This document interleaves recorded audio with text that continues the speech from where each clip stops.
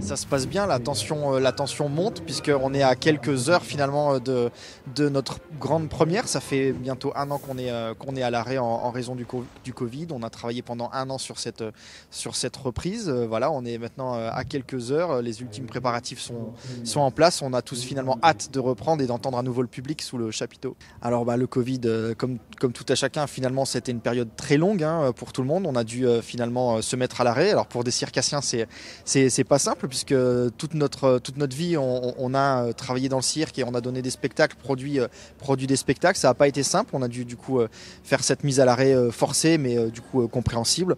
On a travaillé du coup sur cette reprise, finalement ça nous a permis de se concentrer sur la reprise et de faire des choses qu'on n'avait pas le temps finalement de faire en tournée, c'est-à-dire travailler sur ce nouveau gradin, sur ce nouveau chapiteau pour essayer d'avoir des installations optimum pour le public et qui répondent finalement aux attentes aujourd'hui de notre public. C'est pour ça qu'on a ce nouveau gradin, je dirais, grand confort.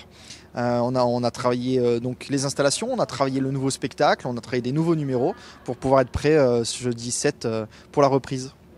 Ouais, nouveau grand chapiteau, nouveau gradin. Comme je le disais, c'était aussi pour répondre aux attentes du public, d'avoir un confort un peu plus supérieur à ce qu'ils ont connu jusqu'à présent. Là, ils ont un grand confort, si je puis dire, sous ce nouveau chapiteau. Et ça a été un investissement d'1 million d'euros pour la société, qu'on espère justement un investissement judicieux au profit du public. Alors les numéros un peu traditionnels du cirque, je pense aux animaux avec les chevaux et les chameaux dromadaires, je pense également aux clowns, des numéros aériens, de la jonglerie, mais également des numéros assez novateurs qu'on n'a pas l'habitude de voir dans un cirque.